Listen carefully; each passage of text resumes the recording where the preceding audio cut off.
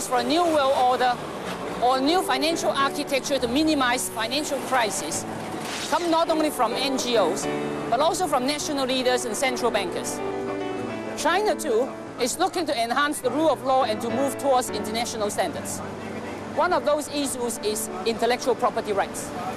Without a real commitment to protect copyrights, it is difficult to nurture entrepreneurial investment. But as the mainland continues to modernize and change, Hong Kong's role must also adapt. More and more companies in China want to get listed in Hong Kong's stock market, and more companies want to develop links with the rest of the world. Hong Kong's skills and experience are very useful to China in all these aspects.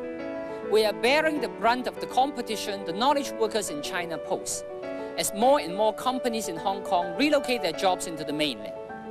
Instead of fighting this trend, it is more useful to see how Hong Kong could adapt and change to adjust to such developments. Some people may see us sidelined and pushed into irrelevance as China prospers. But I see enormous opportunities for Hong Kong. However, to enable Hong Kong to better contribute to China's modernization, we must strive to stay ahead of global competition. Tourists from the mainland are now a rapidly growing business. And as the people in China become more affluent and as the market there opens up, there will be a lot more business opportunities for companies in Hong Kong. So let's get to the concluding part 6 of our series and see how we've got to this particular juncture in our time. 美國受到恐怖襲擊，引起咗好多疑問。當中有部分係關於新世界經濟嘅危機。恐怖主義係咪全球化黑暗嘅一面？喺911事件之前，人人都覺得全球化係必然嘅趨勢。911之後，啲人開始覺得可能有另一個發展方向。緊密聯繫嘅世界，可唔可以為人帶嚟繁榮昌盛呢？呢個係新挑戰，要令我哋互相依賴嘅世界，總體嚟講正面遠多過負面。我哋能唔能夠做到呢點，就會決定21世紀究竟會係恐怖主義猖獗，定係會成為世界歷史上最太平昌盛嘅年代。呢個就係新世界經濟誕生嘅故事。歷時1個世紀嘅爭論係操縱世界經濟嘅舵手係邊一個呢？係政府，抑或市場？90年代，全球資本主義革命引發新嘅全球化時代，帶嚟歷史上最大嘅世界貿易擴展。全球化每日令千萬人嘅生活得到改善，好少人想。不過，大家隨即開始爭論全球化帶嚟嘅影響。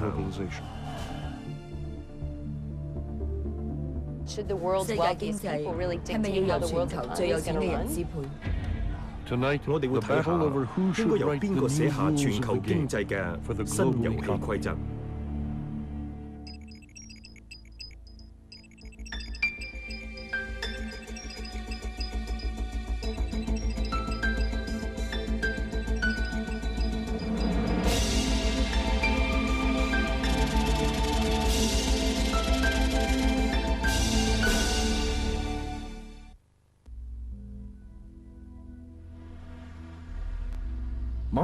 市場以為金融風暴只係局限於亞洲，於是將資金流去其他地方，包括俄羅斯。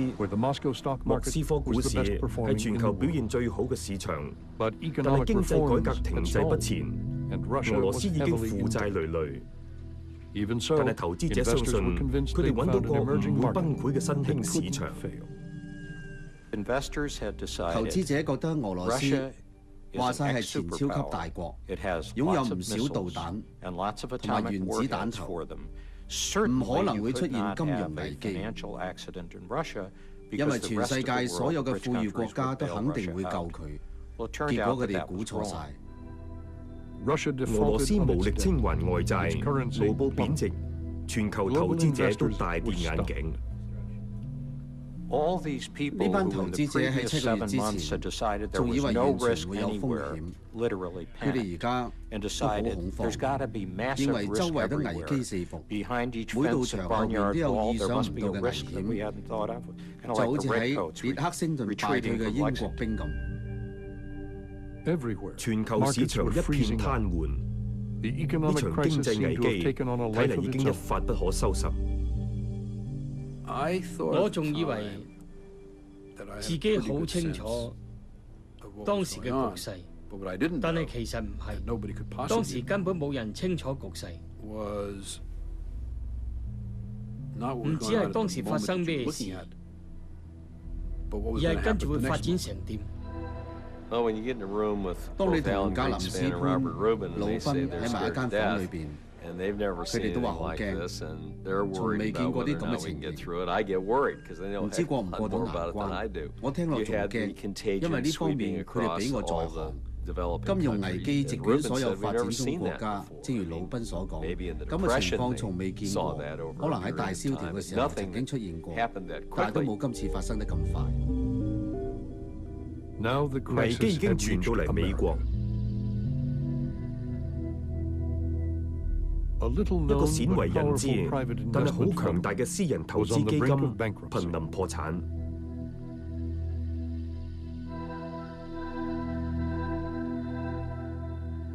長期資本管理基金簡稱 LTCM， 直接控制1000億美元嘅環球資產，間接控制超過1萬億美元。90年代出現咗前所未見嘅全球性資產集中，呢種情況或者歷史上出現過都未定，可能喺羅馬時代已經有個咁龐大嘅金融機構，擁有全世界大部分嘅資產，但係 LTCM 係一種特殊嘅對沖基金。全球股市佢哋都有參與，不論係新加坡、東京、倫敦定係紐約嘅股票市場，可以話係無處不在。佢可能係全球最大嘅一個玩家。到1998年9月 ，LTCM 出現咗嚴重虧損，金融風暴已經吹到華爾街。奇怪嘅係，單係呢個投資基金嘅失敗，竟然威脅到全球經濟。如果 LTCM 一冧，就會好似齒輪散咗咁，部機器會停，經濟無法運作。受打擊嘅唔止係銀行，仲會造成大量嘅人失業，商界亦都難以經營，小型企業揾唔到所需要嘅資金，情況的確係好嚴重。全球經濟前景變得暗淡，經營變得困難，好多人失去工作。紐約聯邦儲備局即時請入歐美各大銀行嘅代表，召開緊急會議。當時喺高盛工作嘅科森亦都有參與。冇咩人真正了解呢啲投資基金嘅種種缺點。我哋知道，一般嘅人只係知道從事呢類投機活動風險好大。我諗人人都明白聯儲局人員嘅憂慮。擔心會嚴重影響到整體嘅經濟。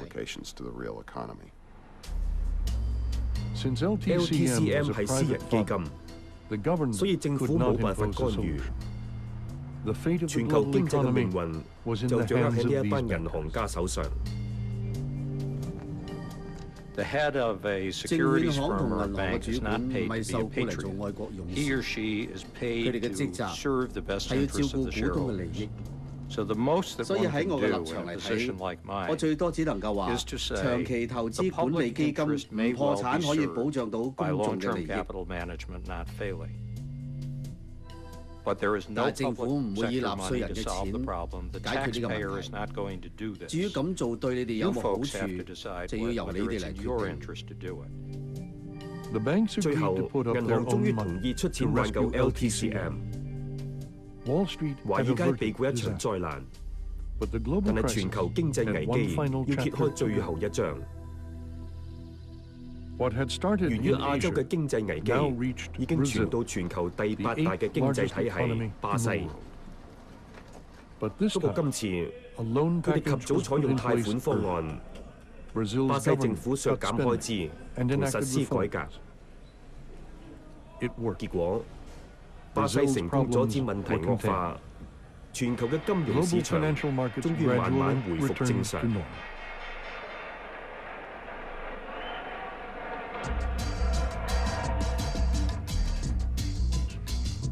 好難講話危機係幾時完結，但係當一啲國家真係肯改革，好似南韓、泰國、巴西，佢哋嘅金融市場都開始回復穩定，經濟開始復甦。到某個階段，啲人會覺得問題可能已經過咗，再隔一陣啲人會話睇嚟真係過咗。到最後，我哋終於可以話危機已成過去。世界經濟終於捱過全球化時代嘅第一個危機，但係千千萬萬嘅平民付出咗唔少代價。呢個就係全球化帶嚟嘅不幸，因為呢類咁嘅負面影響嚟得好快，一個國家要發展需要幾十年，結果一下子冇晒。แซนด์วิชไหมครับสิริวัฒน์แซนด์วิชไหมครับสิริวัฒน์แซนด์วิชไหมครับสวัสดีครับสิริวัฒน์แซนด์วิชไหมครับ我曾經有個夢想，但係實現唔到，所以今日我先要企喺街度賣嘢，賣咗2個鐘頭都冇乜人幫襯。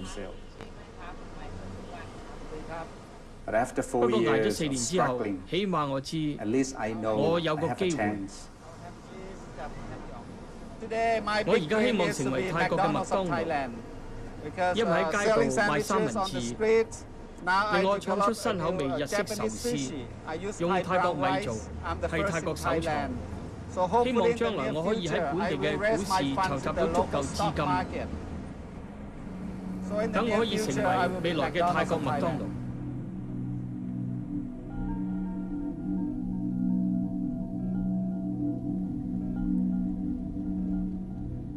世界經濟嘅基本制度係喺第2次世界大戰之後訂立嘅。金融危機證明全球化時代需要新嘅遊戲規則。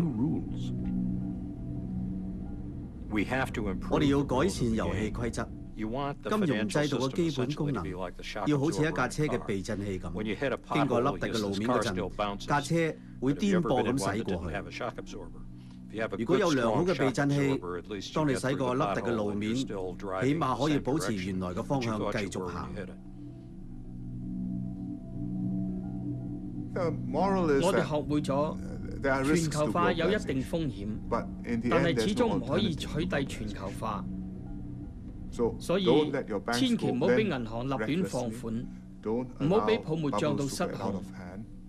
採納謹慎嘅措施，穩健嘅經濟政策，從而建立同保持信心。對有危機啲人就知你會保持一貫方針，唔會方寸大亂。雖然知易行難，但你呢啲就係原則。我哋今次真係好險，如果唔係有一套積極嘅國際政策，就好可能會出現自大蕭條以嚟最嚴重嘅經濟衰退。所以我哋一定要加深了解經濟危機嘅成因，尤其係美國更需要做好準備，帶動全球遏制金融危機。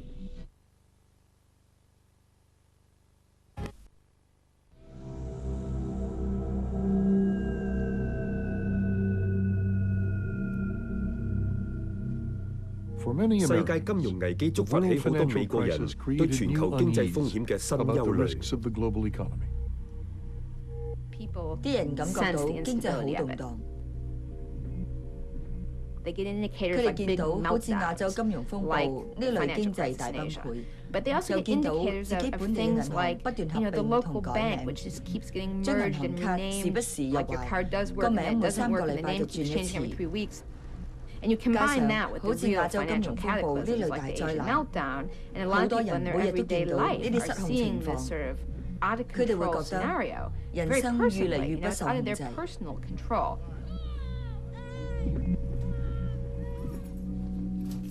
對洛里華拉呢一類評論者嚟講，而家係好時機。佢同一啲工會組成聯盟，集合大眾嘅憂慮，轉化成一個所謂反全球化運動。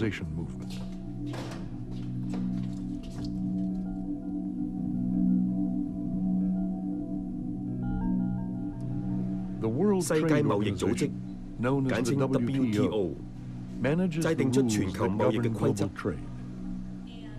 1999年年尾，嚟自135個國家嘅代表喺西雅圖開會，佢哋計劃展開新一輪談判，以便將貿易進一步擴大。點知西雅圖變成分水嶺。見到喺西雅圖發生嘅暴亂場面，的確令到嚟開會嘅世界貿易組織人員嚇咗一驚。Quite by surprise. The largest environmental organization in the world with offices in more than... They can take us away, but they cannot silence us! And it became a lightning rod for all those people across this very broad spectrum who are concerned by some aspect of globalization or what they perceive as globalization or by the causes that animate會帶嚟不良影響。WTO 由專生產牛類生長激素嘅公司總裁領導同定規則，佢哋唔准其他國家禁止呢啲產品入口。示威者雖然有嚟自唔同關注團體嘅代表，但係主要係由美國嘅工會組成，佢哋動員咗幾千人參加。嚟自世界各地嘅人齊集喺西雅圖，聲討由 WTO 制定唔公平嘅全球經濟規則。規則唔止損害發展中國家，亦都損害工人同埋自然環境。90年代，美國經濟不斷擴張，製造1700萬個新職位，但係工會成員嘅就業率就相對大幅下降。勞聯產員都話罪魁禍首係廉價嘅外國勞工。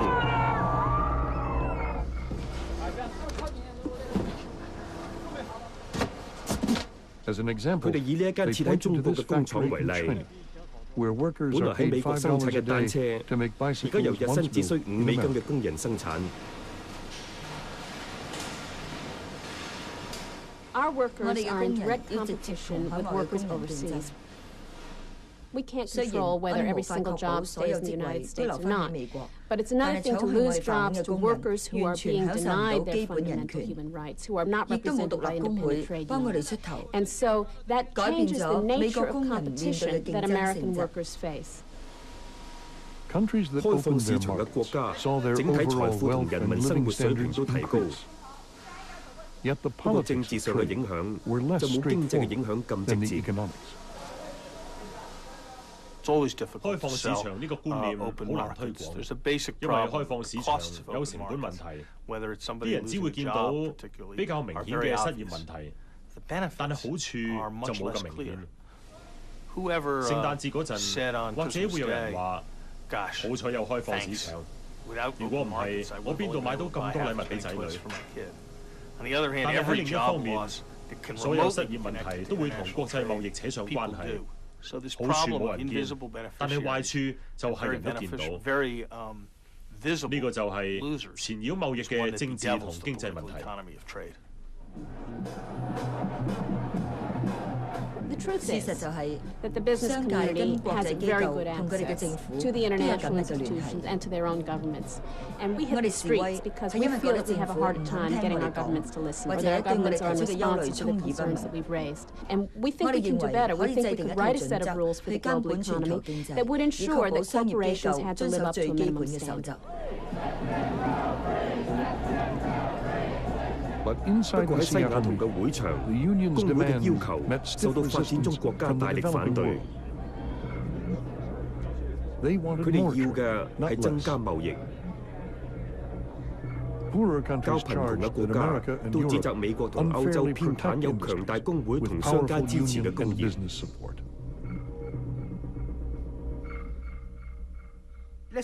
以紡織貿易為例，而家所有輸去美國嘅紡織品都要受配額管制，咁樣根本唔係自由貿易。美國可以向我哋自由輸出紡織品，但係我哋就唔可以自由輸出紡織品去美國。發展中國家組成一個談判團，要求西方國家進一步開放市場。喺呢個時候，世界上最強大嘅國家、最富裕嘅國家，唔應該淨係掛住謀私自肥。克林頓一直都支持增加貿易，但係示威活動令佢喺政治上進退兩難。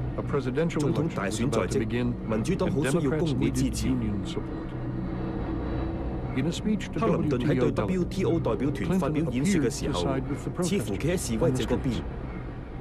我譴責少數企圖阻止你哋嚟開會嘅暴徒，但係我好高興見到其他人，佢哋代表咗千萬嘅人，質疑我哋咁嘅做法究竟能唔能夠達到原來嘅目標。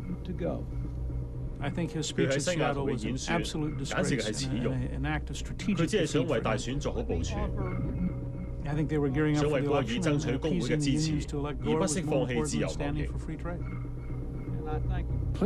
克林頓指示美國嘅 WTO 談判員繼續保護主要嘅美國工業。高峰會失敗收場。各個發展中國家嘅領袖誓言會杯葛下一輪貿易談判，除非佢哋嘅要求得到正視。我哋支持貿易，但係唔想只係成為人哋嘅市場。而家所謂嘅開放市場，只係俾啲有錢國家將啲利用廉價勞工生產嘅貨品賣嚟我哋嘅市場，而唔係雙向嘅交易。要依賴外國援助嘅國家，例如坦桑尼亞，聲言假如可以將產品賣到西方，就無需再受援助。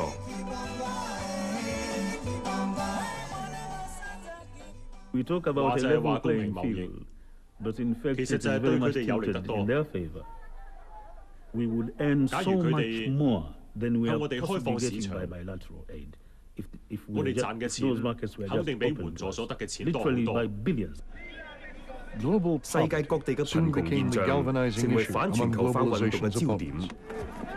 喺西雅圖會議之後，抗議行動嘅控制權轉移，由工會轉到草根階層嘅活躍分子手上。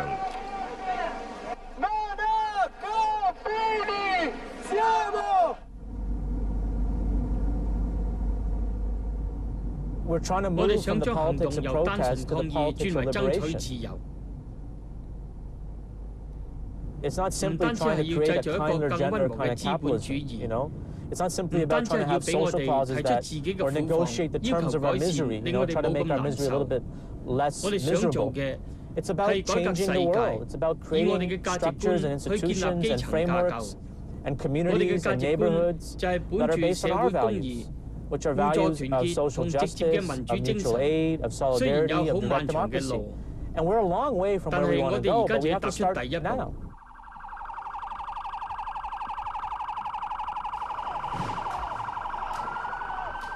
示威者下個目標之一就係世界銀行。呢個機構嘅唯一目標係幫助發展中國家脫貧。當你親眼見到喺欄杆外邊有人因為全球化呢樣嘢而猛烈攻擊你，你會奇怪佢哋嘅目的係為咩？我覺得最令人氣憤嘅就係有啲人以道德為名去批評一班正窮佢哋畢生嘅精力去解決呢班人口口聲聲話關注嘅問題。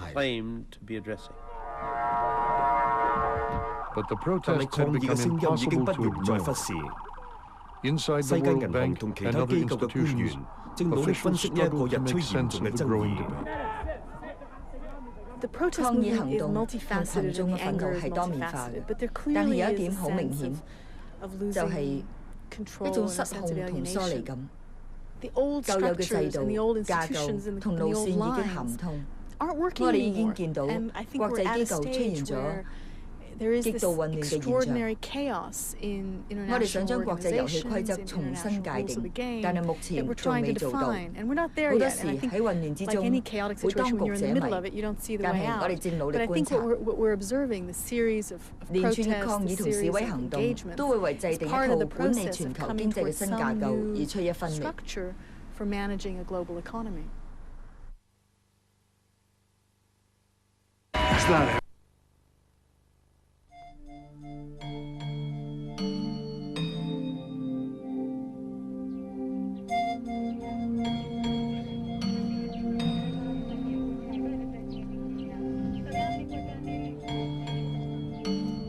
全球化唔係導致貧窮嘅元兇，但係喚起咗我哋嘅關注。創造單一嘅環球市場，可以點樣造福貧窮國家？呢點令人質疑。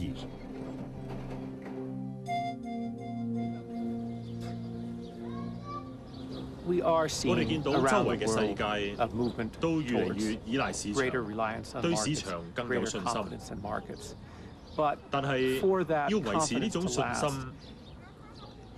我哋嘅市場就要保持公平，而且能夠令到廣大人民受惠，令到人民得到好處。如果唔係咁嘅話，市場就冇咗存在嘅價值。信心就會出現動搖，結果就係市場會被其他嘅管制手段取締。所以每日市場都要證明佢嘅存在價值，對發展中國家尤其係一大考驗。佢哋嘅頭號問題係貧窮，受惠就係要令人民脫貧。呢樣正係評價呢類市場嘅主要指標。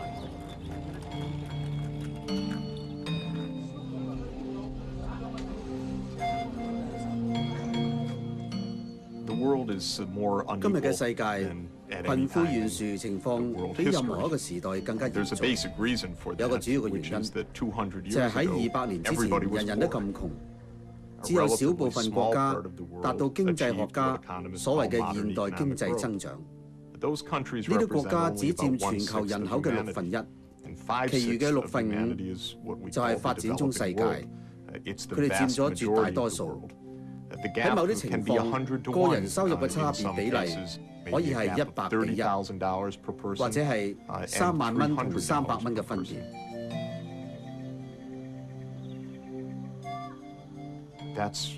最令人震驚嘅係大家生活喺同一個地球上，但係物質財富嘅差距居然可以咁大。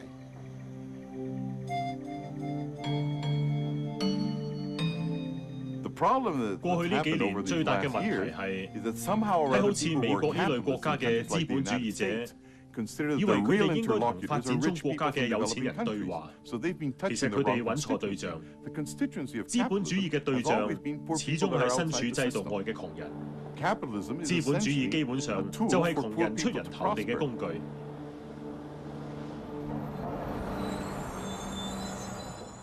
迪索圖係發展中國家一個思想獨特嘅經濟學家，佢做過墨西哥、秘魯、埃及等國家嘅顧問。佢摒棄一向以來有關貧富嘅爭論，改為以窮人嘅名義重新建立資本主義。迪索圖係第3世界最重要嘅經濟學家，佢喺拉丁美洲推廣市場經濟同埋產權。佢嘅新書討論資本主義喺西方成功，而喺其他地方失敗嘅原因。資本主義制度最重要嘅係一種代表制度。當我去到美國，入境員查問我嘅身份，我就話我嘅身份就係我係荷蘭道迪索圖。入境人員只係話：唔該你攞個護照出嚟。美國市場經濟能夠一帆風順，所有價值能夠通行無阻，就係因為人人有護照。真正嘅價值唔係我，而係我嘅身份喺我嘅護照裏面。支付酒店房租嘅真正價值唔係我，而係信用卡。呢種代表制度當然需要各種有代表意義嘅信用卡、護照、身份證、財產契據同股份之類。具體啲嚟講，就係透過一啲法律制度，等人可以放心咁進行交易。2000年9月，迪索圖喺新作裏面解釋點解資本主義對窮人一直行唔通。佢將信息帶到拉丁美洲嘅窮鄉僻壤。我而家去卡哈馬卡，係因為自從12年前柏林圍牆倒下，11年前秘魯開始實行開放市場政策，但係到而家生活都冇咩改善。佢哋想知點解？我嘅新書為佢哋提供解釋，呢種制度喺西方行得通，而喺我國同其他第三世界國家就行唔通，因為我哋欠缺咗西方人喺18、19世紀加入嘅一啲元素，例如產權，所以資本主義制度無法運作。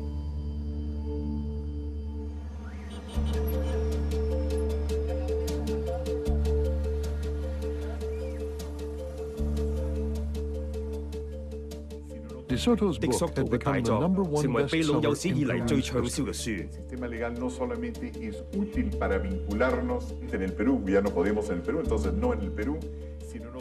喺秘魯各地嘅貧民區，呢位經濟學家聲名大噪。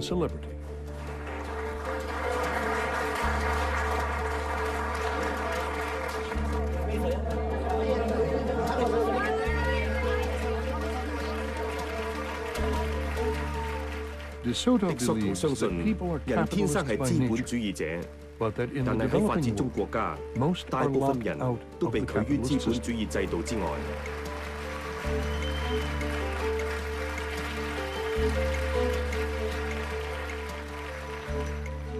秘魯好似其他發展中國家同前共產主義國家一樣，不論有冇產權法，一般人都會私下協議點樣分配資產。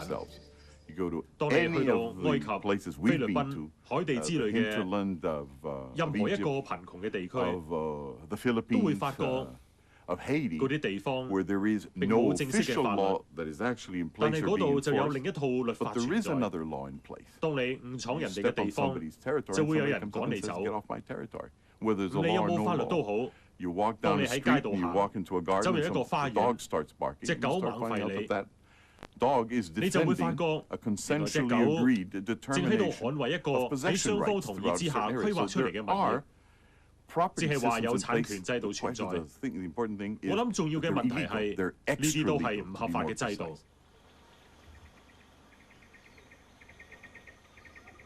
喺西方，產權一向被視為理所當然，冇人會再去多諗。但係喺好多國家，呢種資本主義嘅工具根本唔存在。喺克力馬扎羅山山腳，泰沙一家世代都靠種植咖啡為生。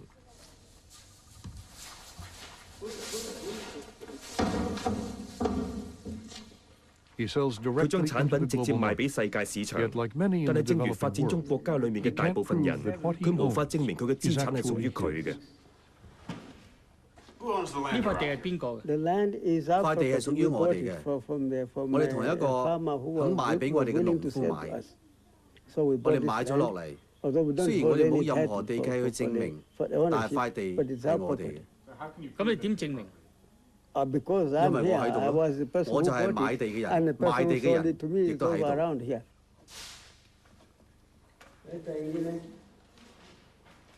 於是我哋發現咗一道巨型嘅紙牆，呢道紙牆擋住啲窮人去發展合法嘅私人企業。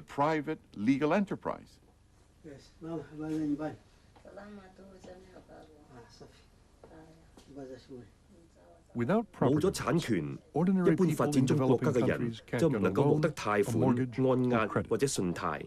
佢哋被拒於資本主義制度之外，無緣涉足世界市場。所以而家全球資本主義嘅本質已經受到質疑，因為到目前為止，佢只為發展中國家一小撮有權勢嘅人提供到額外嘅機會，而大部分草根階層，即係窮人，就享受唔到任何好處。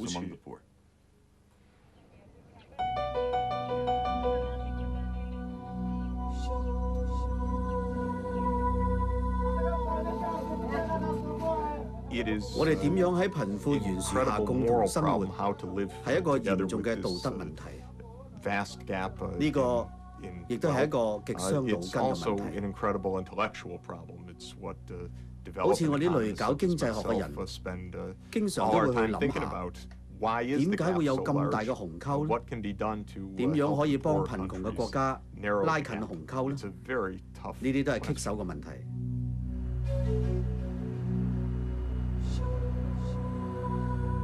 坦桑尼亞北部嘅馬里蘭尼可以話處於全球經濟嘅谷底。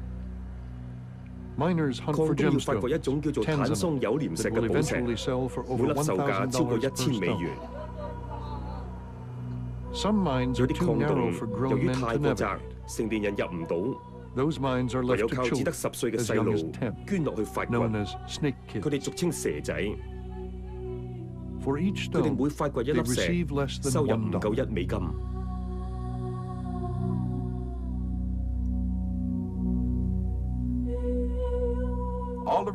班窮小子出到社會，睇電視見到你嘅生活同佢嘅生活有咁大分別，佢就會好嬲。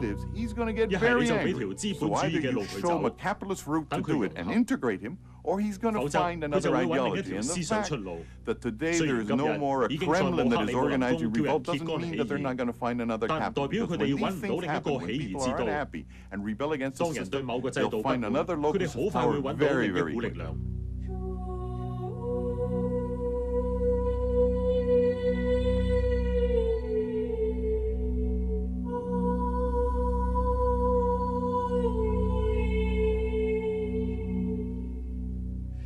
我唔會以為經濟可以解決一切問題，但係假如啲人知道佢哋可以照顧下一代，而爭取和平，對佢哋有好處，咁即使生活苦啲，佢哋亦較容易接受。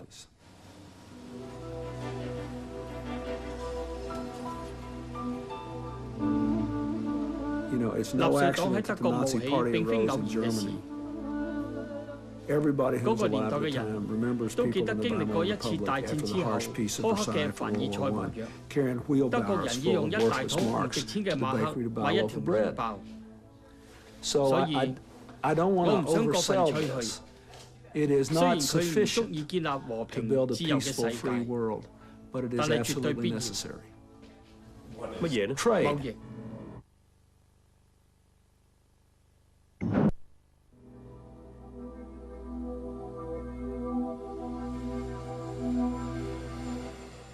喺卸任前嘅最後一次外交政策演說裏面，克林頓明確指出全球化面對嘅挑戰。佢初上任嘅時候，聲言自由貿易會為美國帶嚟好處。到卸任前，佢就話喺互相聯繫嘅世界，貿易對維持和平好重要。首先，我認為我哋要明確重申我哋嘅信念：開放市場同有規則嘅貿易已經證實係經濟增長嘅動力來源。我知道好多人唔相信，我亦知道過去幾年喺好多國家不平等嘅現象有增無減，但係放棄拓展貿易唔係解決辦法。相反，我哋要建設一個關乎貿易嘅新共識。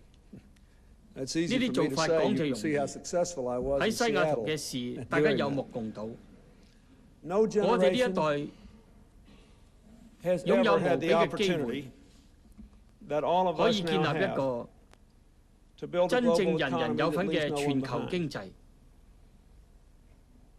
8年嚟，我一直帶領美國朝住呢個方向發展。我諗為以後着想。我哋應該保持呢個發展路向。多謝。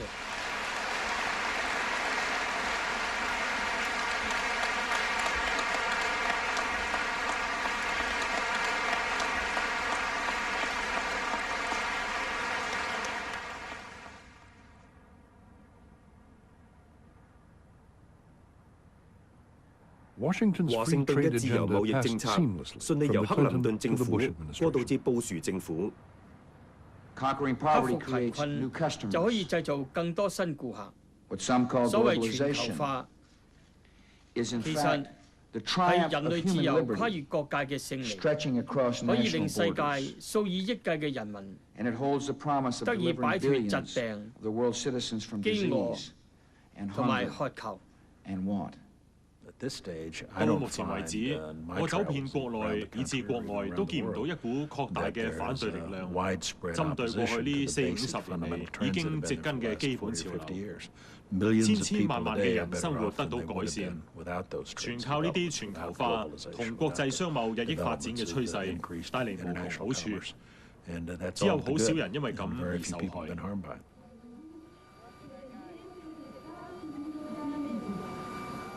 布殊總統首次出訪就嚟到墨西哥，佢朋友福克斯想利用全球市場去擺脱困擾佢國家嘅貧窮問題。墨西哥係20世紀期間其中一個輸家。我哋試過好多唔同嘅發展方法，但係仍然有1/4人口生活喺貧窮之中。我哋嘅人均收入極之低，同25年前嘅一樣，所以我哋一定要作出改變。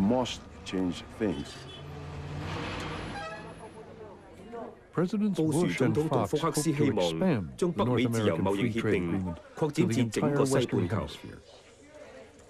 而家我哋想跨進一步。我嘅意思係擴大北美自由貿易協定，等我哋可以進一步融合起嚟。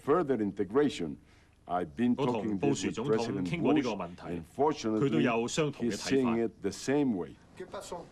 但係福克斯揀咗一個左派人士做外交部長，佢曾經係卡斯特羅嘅朋友，而且大力批評全球資本主義。自從19世紀中葉以嚟，左派人士針對嘅就係資本主義所造成嘅不平等現象。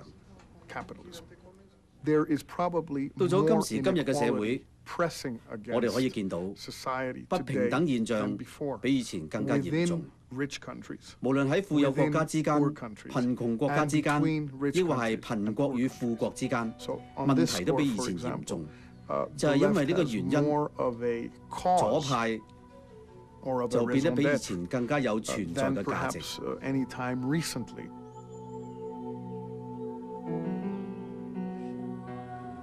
福克斯同布殊總統計劃喺魁北克再會面，同南北美洲34位民選總統舉行高峰會。國民議會喺嗰邊。國民議會就代表咗我哋嘅團結。高峰會成為反全球化活躍分子下一個攻擊目標。唔理點講都好，一定係財物損失同暴力嘅在所難免嘅。我哋要睇下咁做究竟有咩成效。要用咩方式表達出我哋嘅信念係好抽象。我認為使唔使用暴力唔係主要嘅爭論點。我哋今次嘅目的就係要總動員，盡量破壞喺20號同21號舉行嘅高峰會。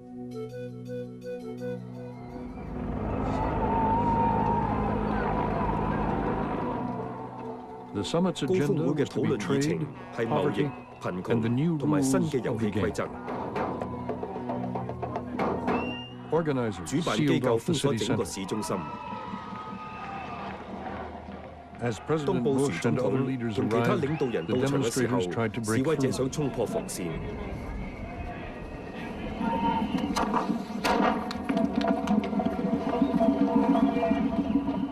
喺防線之內嘅墨西哥外交部長，成為佢曾經批評嘅制度嘅一部分。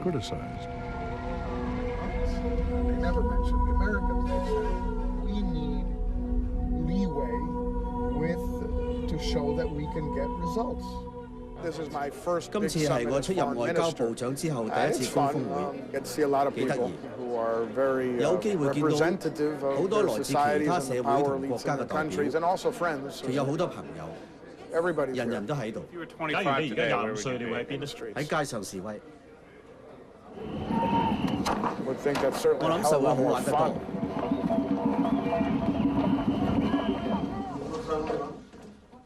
正如卡斯坦尼達，多數與會代表都嚟自支持全球化嘅發展中國家。卡斯坦尼達想擴大貿易，佢亦想將發展中國家嘅貧富懸殊拉近。喺演說中不斷提出嘅問題係，細小嘅國家、比較貧窮嘅社會，都需要特殊嘅處理。唔可以將佢哋摒諸門外，否則佢哋永遠唔可以融入。呢個問題大家有咗共識，但係未有共識應該點去做？我今次嚟到係想聆聽場內不同嘅聲音，以及喺場外想嚟作出有建設性對話嘅人，向佢哋加以學習。而家街頭示威已經成為大型國際會議必然出現嘅場面。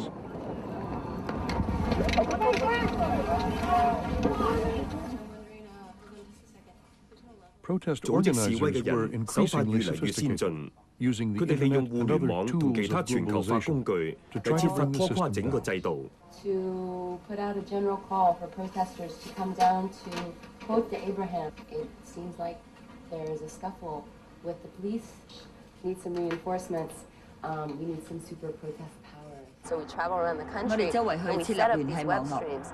Wherever there's a minor or major demonstration, wherever people want this to be set up, we'll help them. And so if we can provide alternatives, if we can provide criticisms that come from the streets and represent a diversity of people, then I think there's a possibility of success. And that success would be, burning the free trade area of the Americas. That success would be disbanding the WTO. That success would be removing the power from the top 1% of the world's population. The protesters, by staking out an extremist position, make a more regulatory position, more centrist, and that's fine. Perhaps that's not what they want, but that's too bad. You don't always get what you want, and you don't always know who you're working for. But I do think that the protesters are natural allies of people who believe that there are things that should be done to manage world trade in a certain way.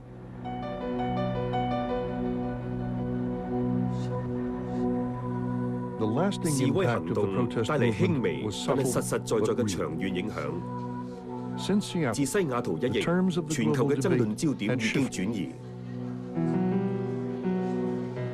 First protest started, I remember feeling very frustrated because they had no alternative program. And the more I thought about it, the more I realized, and if I look historically, the role of protest movements isn't to provide solutions. It's their job to be critical. And then it's the job of the insiders, the people in the system, in their response to those protests, to come up with new solutions. And I think that's where we're at now. So I do think it's healthy that we have them banging at the gates.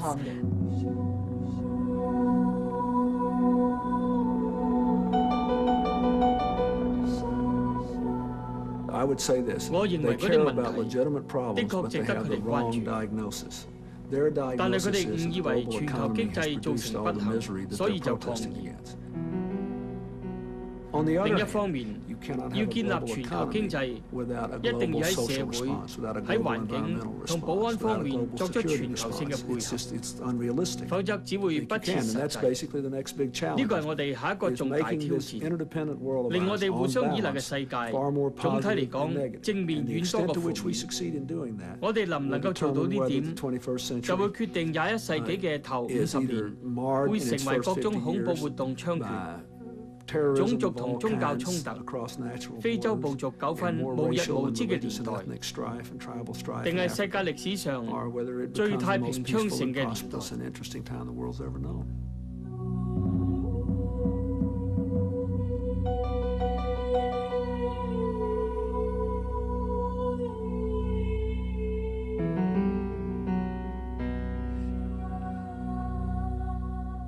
喺20世紀頭10年間，世界經濟喺好多方面都好似今日一樣融會結合。當時嘅全球化年代，1914年喺薩拉熱窩結束，恐怖分子嘅一槍觸發咗第一次世界大戰。繼911事件之後，似乎的確有歷史重演嘅趨勢。喺911之前，啲人一直覺得即使係有風險，全球化運動始終係不可逆轉嘅趨勢。但係911事件之後，先發覺形勢係可以向另一個方向發展。市場喺和平嘅年代表現最出色，可以達到最佳效果。喺唔太平嘅年代，一切就唔會運作得咁好，而且連重點亦都會轉移。美國嘅經濟已經陷入衰退。喺反恐戰爭持續嘅同時，布殊政府亦都致力重建經濟市場嘅信心。911令人哀痛之餘，我亦見到機會，讓國與國鞏固起嚟，重新思索同加緊維繫彼此嘅關係。當各國開放市場，佢哋會發覺美國係貿易夥伴、投資者同朋友。2001年11月，世貿組織預期喺中東召開會議。佢哋揀咗偏僻嘅多哈城去避開示威分子，但係911事件削弱咗反全球化運動嘅聲音。與會代表終於達成喺西雅圖無法達成嘅妥協。新一輪貿易談判已經展開，發展中國家嘅憂慮將會成為首要討論嘅議題。新科技破除貿易同資本市場嘅障礙，拓展以市場為基礎嘅經濟，對全球經濟繁榮有好長遠同好大貢獻。我諗呢方面有好大潛質，但係覺得自己被忽略嘅人亦有佢哋嘅理由。問題唔只係要幫助佢哋，其實令佢哋加入制度，對我哋本身亦有無窮好處。冇可能即時有解決辦法，冇人可以寫出大家應該遵守嘅新規則。我認為解決方法應該係由獨立國家透過談判過程而產生。假以時日，自然會有成果。我哋可以從失敗吸取教訓，但係至於係咪有一個人或者一個團體可以提供所有正確嘅答案？我個人又好懷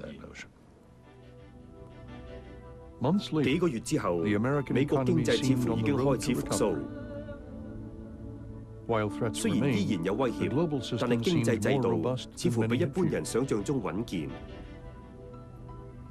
全球化時代睇嚟會繼續發揚光大，訂立新嘅全球經濟規則嘅爭論亦都一樣。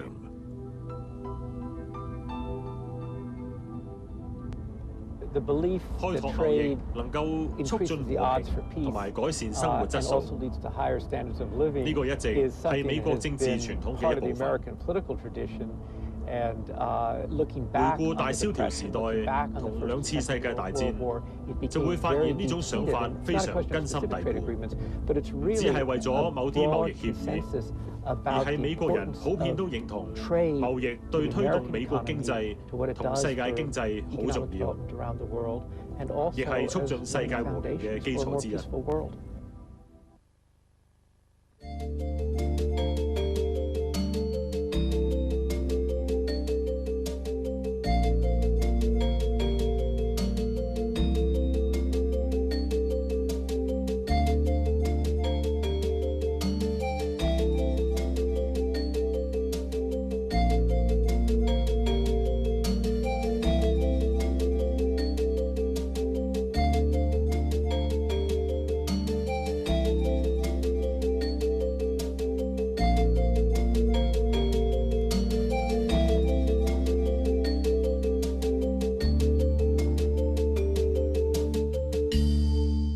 Last 6 weeks, we've examined the economic evolution the world has gone through. Commanding Heights have shown us in convincing fashion that, while it might not be perfect, there is no going back in the world of globalized open markets. The challenge for Hong Kong is to remain competitive in this ever-changing world, to maintain our innovative capabilities and our overall global vision. At the recent conference, economists, business leaders, and academics discussed the economic future of Hong Kong and the strategies that we must devise in order to move ahead. Now that China is in the WTO, the services sector in Hong Kong are extremely interested in the gradual opening of the services sector in China. This is a trend which will continue. As China is entering WTO, we shouldn't worry too much because I do believe that this is a great opportunity for us. Garment production has already gone into a new stage, and we should capture on such benefits and continue on exploring new areas. We should not worry about competing against global forces because we should be better prepared. High technology and new technology is a new area of development for us, an area for us to go into the future. Hong Kong had used to be one of the free trading port, and Hong Kong has been an international financial center and will continue to be a financial center. And at the same time, Hong Kong is actually one of the fiercest economies in the world. So taking advantage of the globalization, I think Hong Kong will benefit in the future. When manufacturing is no longer our mainstream production, we should be going for intermediary services, which serves the smaller and medium-sized industries of the world as a stepping stone to China. There are no easy answers, but this kind of open, honest debate is a positive first step to recovery. Clearly, the importance of this task cannot be underestimated. We must keep the commanding heights of our economy competitive and world-class.